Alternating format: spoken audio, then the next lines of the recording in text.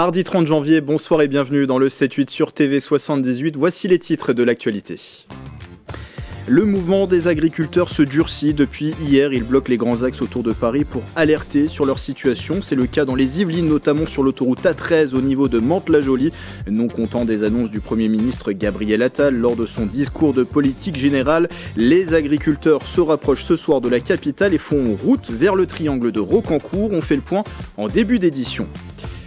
Il y a quelques jours, le président de la Chambre de commerce et d'industrie Versailles-Yvelines, Guillaume Quéroux, présentait ses vœux aux chefs d'entreprise du département, création de sociétés, embauche, perspectives. Quels sont les objectifs et les prévisions pour 2024 après une année 2023 marquée par l'inflation? Élément de réponse.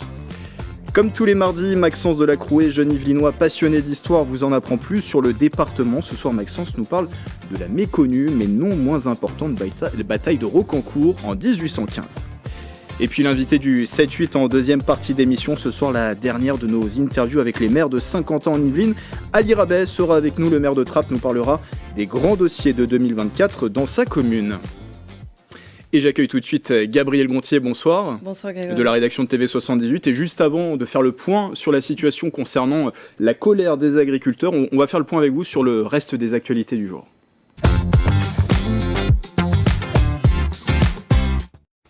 Aujourd'hui, Gabriel, avait lieu à Plaisir une première journée départementale des réussites éducatives des Yvelines. En quoi ça consistait ? Eh bien oui, une journée organisée par l'Académie de Versailles et la préfecture des Yvelines. L'objectif, Grégory, de cette journée, faire rencontrer les différents acteurs de l'éducation du département afin de penser l'école de demain. Alors plusieurs tables rondes étaient organisées sur différentes thématiques comme construire et entretenir les liens avec les parents ou encore accompagner la réussite de tous les jeunes. Un moment privilégié de rencontres et d'échanges pour les acteurs de l'éducation. On les écoute. Nous croyons beaucoup dans l'alliance éducative de tous les acteurs au service des enfants, qu'ils relèvent de l'éducation nationale, de la préfecture, des communes. Nous nous voyons très fréquemment dans les quartiers, dans le cadre des cités éducatives, dans le cadre des programmes de réussite éducative, bref, dans le cadre de divers dispositifs. Mais c'était important d'avoir ce temps départemental pour rassembler tous ces acteurs de l'éducation. L'intérêt, c'est d'avoir aussi une vision globale, comment intervenir de façon globale et de structurer ces outils. Et c'est pour cela qu'on a développé autour des programmes de réussite éducative aussi la logique de cité éducative, qui est un dispositif d'intégration qui réunit autour de la table tous les acteurs, éducation nationale, collectivités locales, associations, qui interviennent dans le temps scolaire et autour du temps scolaire vers les enfants, vers les élèves. Alors, journée également de rencontres, de discussions, cette fois-ci au Vélodrome national de Saint-Quentin en Yvelines, et c'était sur la thématique du sport, avec l'UVSQ, l'Université de Versailles Saint-Quentin en Yvelines, qui organisait son 5e et dernier symposium sport santé. Oui, et pour l'occasion, Grégory, l'Université de Versailles Saint-Quentin en Yvelines avait réuni sa communauté universitaire, mais aussi le grand public. Au programme, conférences et tables rondes sur la thématique sport et santé des étudiants, mais aussi des activités de découverte, des disciplines olympiques comme le BMX ou encore le breakdance. À l'approche des Jeux de Paris 2024, cette journée était placée sous le signe de l'olympisme. L'événement se terminera avec la traditionnelle cérémonie des vœux du président de l'UVSQ et vous pourrez retrouver un reportage complet sur cet événement dans le prochain numéro du Sky Echo. On va prendre des nouvelles des bus dans le sud Yvelines. On avait mis en lumière ces dysfonctionnements concernant le service des bus Transdev autour des communes de Chevreuse et de Lévis-Saint-Nom. Est-ce que la situation s'est améliorée, Gabriel ? Eh bien oui, pour rappel, depuis début janvier, la date de reprise du transporteur Transdev, le service des bus est fortement perturbé. Parmi les problématiques, on le rappelle Grégory, des arrêts non desservis, mettant en difficulté les collégiens et donnant lieu à des situations parfois absurdes, comme lorsque certains maires des communes touchées s'improvisent taxi pour les élèves. Face à la colère des élus, Valérie Pécresse, présidente d'Île-de-France Mobilité, a annoncé la mise en demeure de Transdev. Dénonçant une situation inacceptable, elle demande aux transporteurs le respect du contrat sous peine d'un retrait de la délégation du service public, selon nos confrères de 7-8 Actu. On termine avec une information qui concerne le festival Electric Park à Chatou. Oui, attention, si vous aviez pris vos places pour l'édition 2024, vous allez devoir revoir votre organisation. En raison des Jeux Olympiques et Paralympiques, la programmation et la date de l'événement doit changer. Si le festival était programmé cette année les 30 et 31 août 2024, il se tiendra s'appliquera finalement sur une seule journée et ce sera le 15 juin prochain. Ce changement fait suite à une décision tardive du préfet de police de Paris qui a demandé aux organisateurs de changer la date du festival pour des raisons de sécurité. À noter tout de même, Grégory, que les passes 2 jours seront bien évidemment remboursées. Merci beaucoup Gabriel, et si vous aussi près de chez vous, vous êtes témoin d'une actualité qui vous fait réagir dans les Yvelines, n'hésitez pas à nous la partager sur les réseaux sociaux en utilisant le hashtag 78news.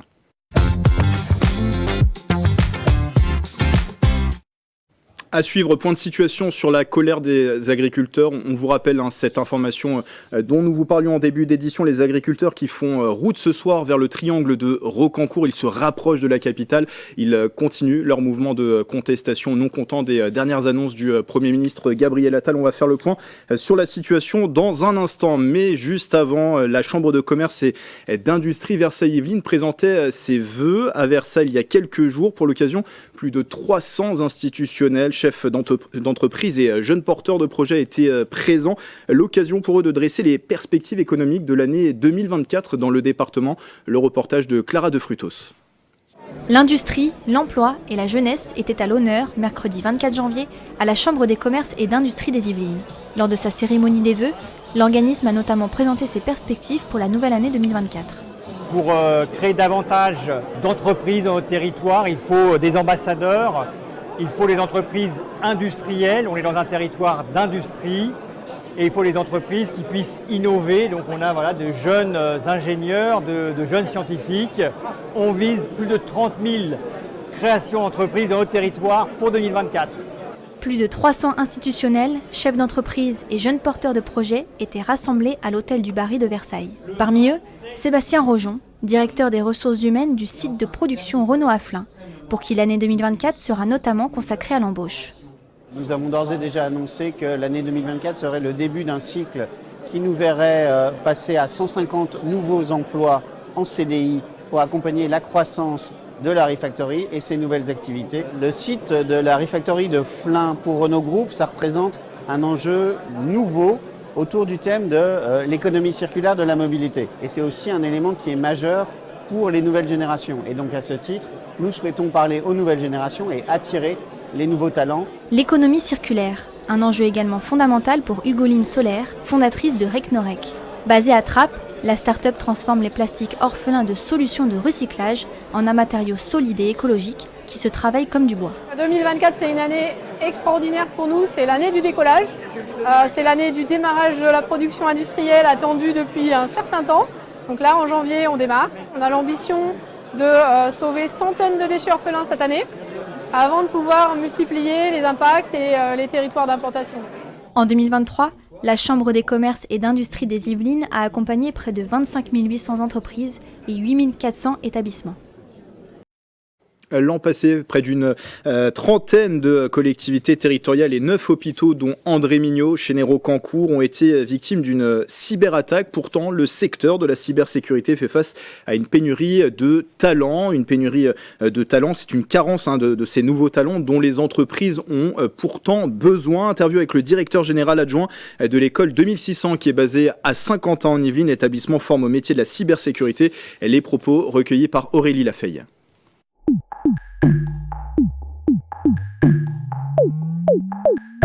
On remarque que ce secteur a du mal à rassembler et à engager des talents.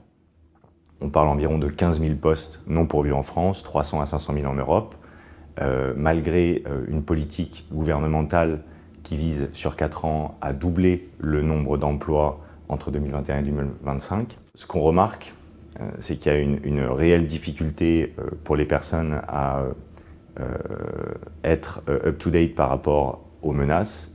Le monde de la cyber est un monde qui est en constante mutation, donc on a besoin d'avoir des personnes qui puissent répondre de manière très rapide à cela.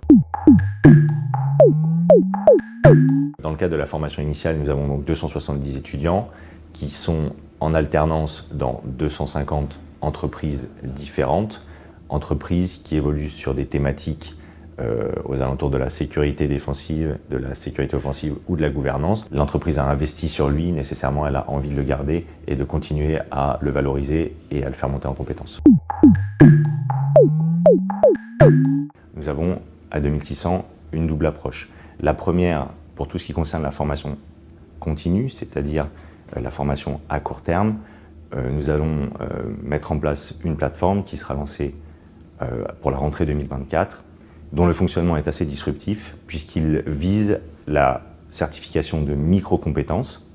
L'intérêt pour les entreprises est simple, s'assurer d'avoir de l'upskilling ou du reskilling parmi leur personnel pour avoir des experts ou des praticiens de la cybersécurité qui soient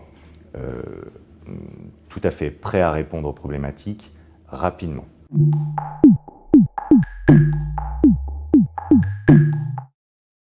On ouvre une page culture dans le 7-8.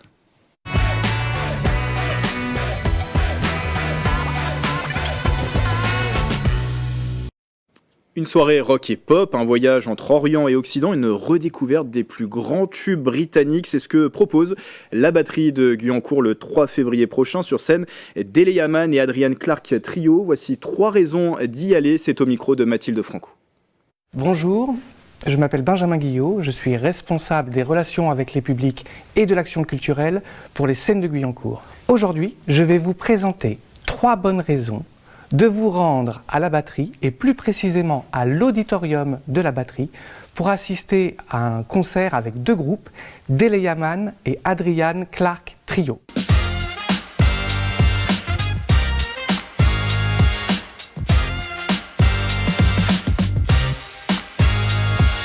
Première raison, c'est une occasion rare d'assister à un concert pop-rock dans cette salle, l'auditorium de la batterie, qui est habituellement dédiée aux musiques classiques ou au jazz. Et cette salle est appréciée pour ses qualités acoustiques, le confort des sièges et la proximité qu'elle permet entre le public et les artistes. La seconde raison tient au répertoire, emprunté aux Beatles, Queen, le répertoire pop-rock, notamment la pop-rock britannique, qui est revisité par des arrangements audacieux par les musiciens donc, de Adrian Clark Trio, musiciens et chanteuses jazz aguerris.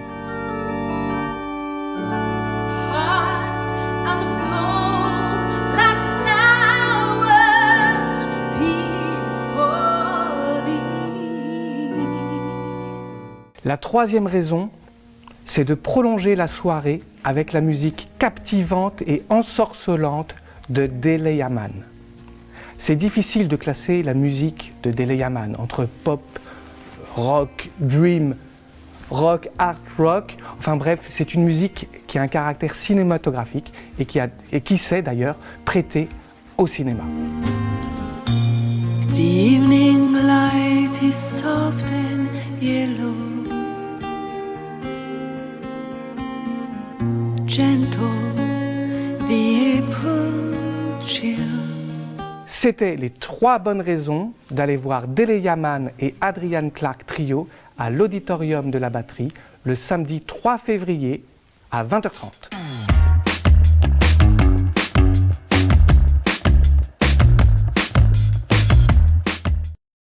Comme tous les mardis, Maxence Delacroué, jeune Yvelinois passionné d'histoire, vous en apprend plus sur le département. Et ce soir, Maxence nous parle de la méconnue mais non moins importante bataille de Rocancourt en 1815. La bataille de Rocancourt est absente de nos manuels scolaires, elle mérite cependant d'être connue, voici pourquoi. 1815 signe la fin de la domination napoléonienne sur l'Europe. Le 20 mars, Napoléon s'évade de l'île d'Elbe pour tenter de reprendre le pouvoir en France. Mais la suite, on la connaît, le 18 juin, il est défait à Waterloo. Mais tout n'est pas fini et ça, personne ne s'en souvient. Le 1er juillet, les troupes françaises ont décidé de venger Napoléon, contraint à abdiquer quelques jours plus tôt. Elles attendaient le signal d'une bataille comme une revanche de Waterloo. Les hussards prussiens se sentent en danger et tentent de fuir vers l'ouest de la capitale. Ils traversent Versailles en passant par la place d'Armes ou encore l'avenue de Paris et arrivent jusqu'à la petite ville de Rocancourt. Ils sont pris en embuscade par un bataillon français qui arrivait de Ville d'Avray. Les Prussiens sont fusillés à bout portant. Ils tentent de rebrousser chemin vers le Chesnay, mais ils finissent par être encerclés. Sur les 1500 Prussiens, environ 1000 furent tués ou faits prisonniers, le reste parvenant à s'échapper. Ce bilan démontre bien une large victoire des forces napoléoniennes qui voulaient souffrir un dernier succès avant de voir le Premier Empire disparaître.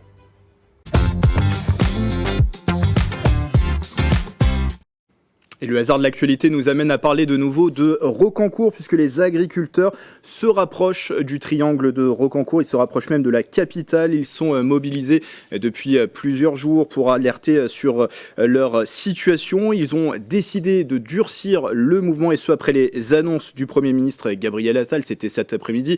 Le compte n'y est toujours pas pour eux. Et les agriculteurs qui bloquaient l'A13 au niveau du péage de Buchelet font donc route ce soir vers le triangle de Rocancourt. Le point sur la situation avec Nicolas Dandry et Patrick Jacques de Dixmude. Nous faisons partie de l'opération Siège de la capitale, mais nous sommes loin de la capitale. Donc, décision a été prise, pour qu'on nous écoute un petit peu, plus de se rapprocher de la capitale. Bravo, chef! Bravo! 24 heures après le blocage de l'A13 sur le péage de Buchelet, les agriculteurs ont décidé de durcir le mouvement. D'après nos informations et d'après l'Assemblée Générale qui s'est tenue juste à l'instant avec les agriculteurs yvelinois et du département de l'Eure, les agriculteurs ont décidé de s'avancer vers Paris, direction le triangle de Rocancourt. Une décision qui fait suite au discours de politique générale du Premier ministre cet après-midi. Gabriel Attal a fait plusieurs annonces concernant les agriculteurs, mais il semblerait que c'est soit insuffisant. Aujourd'hui, on s'aperçoit qu'on n'est pas vraiment écouté. On a à peine parlé de nous, enfin au niveau du gouvernement. Là, je vois un panneau au-dessus où il y a marqué porte-maillot plus 13 minutes. Donc en fait, aujourd'hui, si on n'embête pas les gens, notre métier c'est pas d'embêter les gens, mais si on les embête pas, on n'est pas écouté, on n'est pas pris au sérieux. Donc on a voulu faire de la communication en se mettant ici sans embêter les gens, ou un minimum, et aujourd'hui on n'est pas écouté, donc on avance vers la capitale. L'opération c'est Siège de la capitale, on avance vers la capitale. Et vous le voyez derrière moi, les agriculteurs commencent à s'organiser pour déménager de Buchelet, parce qu'ils s'étaient très bien organisés. Ils avaient notamment mis en place des tables, plusieurs barbecues, il y a même un food truck où ils pouvaient s'alimenter, il y a des dortoirs aussi pour dormir. Bref, ils avaient installé un véritable campement ici à Buchelet. Et bien là, c'est l'heure de tout ranger et de reprendre les tracteurs pour prendre la direction de Rocancourt. Départ prévu aux environs de 19h30. Et on suivra l'évolution de la situation sur TV 78. Avant l'invité du 7-8, coup d'œil à vos prévisions météo de demain.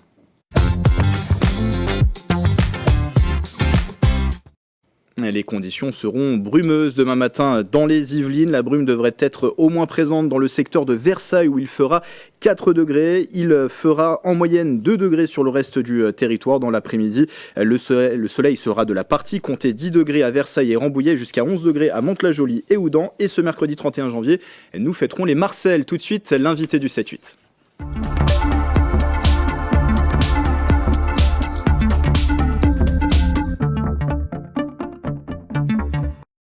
L'année 2024 a 50 ans en Yvelines. Tout au long du mois de janvier, les maires de l'agglomération sont venus sur ce plateau pour parler des grands projets à venir dans leur commune. Ce soir, la dernière de nos interviews, et c'est avec vous, Ali Rabet. Bonsoir. Bonsoir. Maire de la commune de Trappes, également vice-président de 50 ans en Yvelines, délégué à l'économie sociale et solidaire. Bonne année à vous et aux trappistes déjà. Merci. Et première question, qu'est-ce que vous retenez déjà de l'année 2023 dans votre commune ?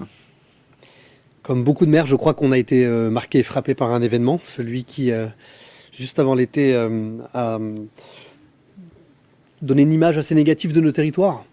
Ces émeutes qui ont abouti à ce que des rues soient brûlées, des équipements publics soient atteints, qui a mis nos villes en émoi, nos populations en émoi, suite à la mort de Naël, un jeune homme à Nanterre, rappelez-vous, qui a été abattu de son froid à bout portant par un policier. Et cette révolte qui a embrasé le pays, qui a mobilisé toute la génération de Naël. Trappes avait été grandement touché par ces émeutes. Est-ce qu'il y a des choses plus positives quand même qui se sont passées à Trappes en 2023, heureusement? Heureusement, bien sûr. Ça a été une année qui a été assez riche en termes de manifestations dans l'espace public, en termes de place de la culture au sein de la ville de Trappes. En particulier, ça a été vraiment l'année de montée en puissance et de mise en œuvre de notre partenariat avec la Comédie Française. Je rappelle que Trappes est jumelée avec la Comédie Française pour 3 ans. Les trappistes vont régulièrement d'ailleurs assister à des représentations. C'était le cas au mois de janvier. Tout à fait. Et puis notamment, il y a eu un moment assez inoubliable au mois de juin dernier où la Comédie Française a été tout simplement privatisée baptisé pour les trappistes. Et auprès de 1000 trappistes se sont rendus pour un spectacle de Molière, l'Avare. Alors on a vu toutes les générations, les personnes âgées, les jeunes, les enfants, les mamans, tous les quartiers, toutes les couleurs, tout ce qui fait la richesse de la population de Trappes rentrer au théâtre, dans le plus beau théâtre parisien. Ça a été un moment unique et inoubliable dans la vie d'un homme. Comment vous abordez, dans quel état d'esprit cette année 2024 ? On le sait, une année qui va être marquée notamment par les Jeux Olympiques, commune de Trappes qui est dans cette agglomération de 50 ans de ville, qui va accueillir de nombreuses épreuves pour ces JO. Trappes est une ville olympique. En tant que maire, à l'aube de ces JO, je ne peux pas m'empêcher de me demander si, et on le fait souvent avec d'autres élus ou des responsables de l'État d'ailleurs, si ces JO vont profiter à tous. Je ne veux surtout pas que ce soit des Jeux Olympiques qui profitent aux touristes étrangers, bien sûr, qu'il faut savoir accueillir, mais aux Français les plus fortunés, ceux qui ont les moyens de s'acheter des billets à plusieurs centaines d'euros, ceux qui ont l'habitude de jouer au golf, ici à Saint-Quentin, à Guyancourt, mais que ça profite aussi aux populations locales, à ceux qui n'ont pas les moyens, aux enfants dans les écoles. Que l'esprit olympique soit partagé à travers des manifestations qui auront lieu sur notre territoire. On va tâcher d'y veiller à Trappes pour que tout le monde en profite. Alors dans les grands dossiers de 2024, il y a toujours ce chantier d'envergure, alors qui n'est pas mené directement par la mairie, mais par l'État via la direction régionale des routes d'Île-de-France. C'est l'enfouissement bien sûr de cette Nationale 10 qui va se poursuivre jusqu'en 2027. L'an passé, on a vu des changements concrets au niveau de Trappes. Il y a ce giratoire en entrée de ville, il y a aussi un tunnel au niveau de cette Nationale 10 qu'on a vu apparaître. Qu'est-ce qui est prévu pour 2024 ? Est-ce qu'il y a des nouvelles réalisations qui vont arriver ? Bien sûr, le chantier va continuer à progresser. Pour que vous compreniez bien, effectivement, il y a eu l'aménagement de l'entrée de ville. C'était le plus important pour fluidifier la circulation, permettre de diffuser vers Paris, et notamment d'avoir cet accès direct depuis la route de Dreux en souterrain pour aller vers Paris le matin. C'est quand même très pratique pour éviter les bouchons à l'entrée de ville.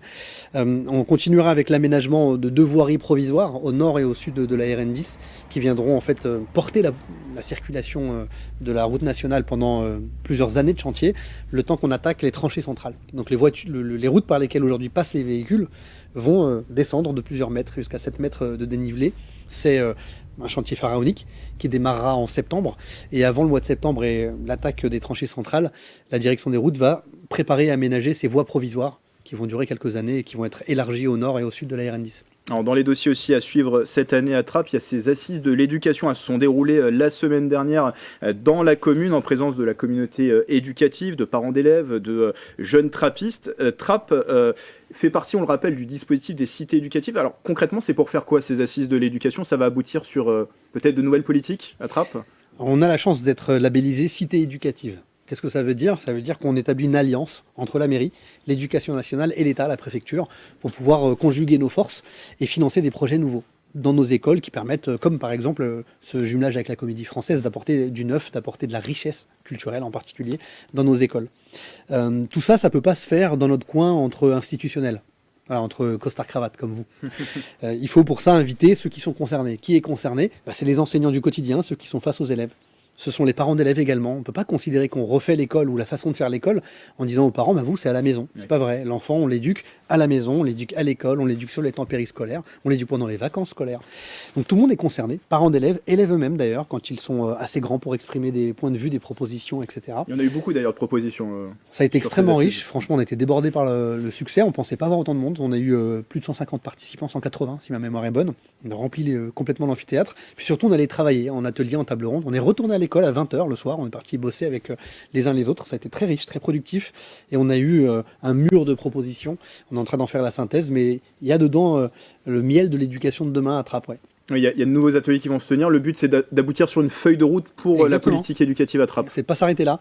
Donc ça a été une première amorce. Il y aura 3 réunions par groupe de travail. On a eu une centaine d'inscrits pour continuer le travail sur le long terme avec nous et nous accompagner pour façonner ces propositions, les construire, les mettre en œuvre. Et l'objectif, c'est dans quelques mois d'être capable de dire voilà la feuille de route élaborée avec les habitants. Et maintenant, à nous de nous mettre au travail et de nous remonter les manches pour que ça devienne une réalité. Alors, puisqu'on parle des écoles, la ville a inauguré l'an passé une première cour écologique, inclusive et non genrée. C'était à l'école Jean Massé. Est-ce que vous pouvez déjà rappeler le principe ? Pourquoi la commune mène ces travaux ? Est-ce qu'il y en a des nouveaux qui sont programmés pour cette année ? Bien sûr. Alors, les cours d'école, c'est vraiment un espace important parce que non seulement c'est un temps de repos, un temps de récréation pour les élèves, mais c'est aussi aujourd'hui malheureusement un îlot de chaleur dans la plupart des écoles de France, c'est-à-dire un lieu où on étouffe, un lieu où on a rarement l'ombre d'un arbre et où on a une aire de jeu qui végète au milieu de la cour de récréation, si ce n'est pas tout simplement un terrain de foot qui prend tout l'espace. La cour d'école, c'est un lieu qui doit permettre de lutter contre les discriminations entre les garçons et les filles. Les garçons qui prennent tout l'espace, les filles qui sont reléguées aux marges. La cour d'école, ça doit être un espace où, pourquoi pas d'ailleurs, on enseigne pendant l'été, quand on subit des pics de canicule et que nos écoles surchauffent, qu'on puisse aller à l'ombre d'un arbre, dans des espaces prévus pour ça, pour donner 1 heure de cours en permettant aux élèves de se rafraîchir. La cour d'école, c'est un lieu où on évite le harcèlement, où on évite que des enfants soient stigmatisés, abandonnés, isolés tout seuls. Donc ça se construit, ça se débitume. J'en ai marre, moi, de ces espèces d'océans de bitume dans lesquels nos enfants essayent de surnager. Donc on a fait des cours d'école avec beaucoup de terre, beaucoup d'arbres, beaucoup de plantations, avec des aires de jeu imaginées par les enfants, avec des copeaux de bois, avec des matériaux qui sont beaucoup plus chaleureux. C'est un succès immense puisque cette école, Jean Massé, qui a été la première équipée en cours Oasis, elle l'a été sur un projet qui a été dessiné par les élèves et les parents et les enseignants, pas par le maire de Trappes. J'ai aucune compétence en la matière et puis je passe pas beaucoup de temps dans les cours d'école. Donc on a demandé à ceux qui l'utilisent de la dessiner et puis on fera pareil. Donc le résultat, c'est que dans quelques années, on n'aura plus que des cours d'école Oasis. Je ne veux plus entendre parler des anciennes cours d'école. Et aucune cour ne ressemblera à l'autre. Elles seront toutes un peu uniques, sur mesure, dessinées par ceux qui les utilisent. Alors, un mot rapide sur des chantiers qui vont aboutir aussi cette année, celui du grenier à sel. On va pouvoir de nouveau se payer une toile au grenier à sel dès cette année à Trappes. Et aussi du nouveau concernant l'esplanade Pergaud, hein, c'est bien ça? Exactement. Pour le grenier à sel, il avait besoin d'un coup de rafraîchissement. Le bâtiment, il a 500 ans, donc c'est un bâtiment exceptionnel, historique, dont on veut préserver le patrimoine qu'il constitue pour la ville de Trappes. Mais on a surtout voulu améliorer le confort intérieur. Donc vraiment, les usagers, les trappistes vont découvrir un cinéma complètement neuf, beaucoup plus confortable, beaucoup plus attirant. Alors ça va être notre façon de faire concurrence à l'UGC de 50 ans d'Yvelines. Pour l'esplanade Pergaud, c'est un espace public qui est vraiment au carrefour de plusieurs quartiers. Des quartiers sociaux, des quartiers d'habitat social, des quartiers de propriétaires privés, tout près de la base de loisirs, tout près de la passerelle qui permet d'accéder à la base de loisirs. Et l'enjeu, c'est d'en faire un lieu de rencontre, un lieu de brassage, un lieu de mixité, ce qui est vraiment mon obsession. Moi, je pense que les populations dans notre pays, et dans ma ville en particulier, doivent se mélanger. Qu'on est plus heureux comme ça quand on se connaît, quand on se croise, quand nos enfants jouent dans les mêmes aires de jeu. Et donc on a aménagé, on est en train de la livrer, une place et un espace extraordinaire avec des jeux pour tous les âges, depuis les tout petits, les nourrissons à peine nés, avec des aires de jeu dédiées pour les 0-3 ans, jusqu'aux personnes âgées qui trouveront à s'épanouir, notamment grâce au jardin potager de 600 m² qui va être mis à disposition. Donc on verra aboutir ce chantier cette année à Trappes. Alors autre nouveauté, c'est la mise en place d'un budget participatif. La mairie consacre 320 000 €. Sur quel type de projet on pourra avoir ce budget participatif utilisé justement?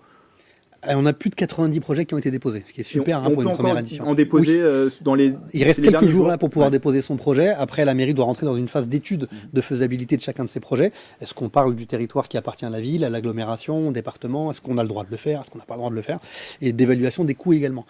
On s'est dit que la démocratie, c'est pas juste on vote une fois tous les 6 ans, puis après on fait confiance au maire. Voilà.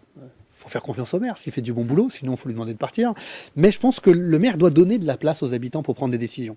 C'est à la fois donner son avis sur la cour Oasis, j'en parlais tout à l'heure, mais c'est aussi pouvoir se dire, nous habitants du quartier, on s'organise dans l'assemblée citoyenne du quartier, on en a mis en place une dizaine sur la ville, et on s'organise, on débat, on discute de nos préoccupations, et on fait des propositions et on porte nous-mêmes le projet.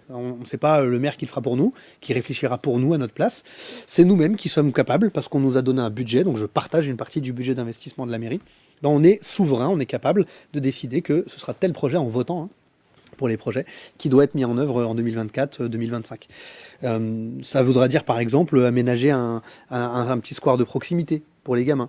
Ça peut être améliorer la sécurité d'une rue qui pose des difficultés. Ça peut être organiser des manifestations d'ampleur sur le quartier. C'est aux habitants de déterminer ce qui leur tient à cœur. Moi je trouve que dans les premiers projets que j'ai analysés, je trouve que c'est une bonne nouvelle. C'est la volonté de mettre en place des projets écolos, des projets qui permettent le partage. Je parlais de jardin partagé, ça revient souvent. Planter des arbres, être capable de s'engager dans la transition écolo. C'est vraiment dans les projets spontanément proposés. C'est revenu régulièrement et je prends vraiment ça comme une bonne nouvelle parce que c'était pas forcément très attendu de ma part. Alors pour terminer, Ali Rabet, il nous reste moins d'1 minute. On vous donne une carte blanche, un sujet de votre choix qui vous tient à cœur. C'est à vous pour l'aborder. Écoutez, on avait un sujet juste avant l'émission sur les agriculteurs et la colère des agriculteurs. Peut-être en dire un mot rapidement pour dire que je suis frappé que dans notre pays, ceux qui nous nourrissent, ceux qui sont chargés de nous assurer la souveraineté sur le plan alimentaire, ne puissent pas se nourrir eux-mêmes. et se servir un revenu décent. Et la façon dont les agriculteurs se mobilisent et dénoncent quelque chose auquel moi je crois depuis des années, que je dénonce depuis des années, c'est-à-dire une forme de concurrence déloyale qui oppose les travailleurs français, qu'ils soient agriculteurs ou qu'ils travaillent dans les usines, avec des produits importés de l'autre bout du monde, fabriqués parfois par des enfants, ou dans des conditions, pour ce qui concerne les produits agricoles, qui ne respectent pas les normes que nous nous imposons ici, les normes environnementales, les normes sur le travail justement des enfants ou pas. Je trouve que c'est immoral. Et la force avec laquelle les agriculteurs aujourd'hui s'expriment, ça doit être celle qui doit nous mobiliser tous, nous concerner tous, pour ouvrir les yeux sur le fait qu'un libre-échange aveugle, complètement irresponsable, qui organise la concurrence déloyale du fort contre le faible, qui fait rentrer le renard dans le poulailler, c'est plus supportable. Et qu'il faut se donner les moyens de protéger notre économie, de protéger notre agriculture, de protéger notre industrie, pour qu'en Europe, et en France en particulier, on maintienne de l'emploi et on se donne les moyens de survivre et de vivre décemment. Merci Ali Arabia d'avoir été avec nous, je le rappelle, maire de la commune de Trappes. Une nouvelle fois, bonne année à vous et à tous les trappistes. Et c'est la fin du 7-8. Merci de nous avoir suivis. Demain, pour une nouvelle édition, vous retrouverez Mathilde Franco à la présentation. Belle soirée sur TV78.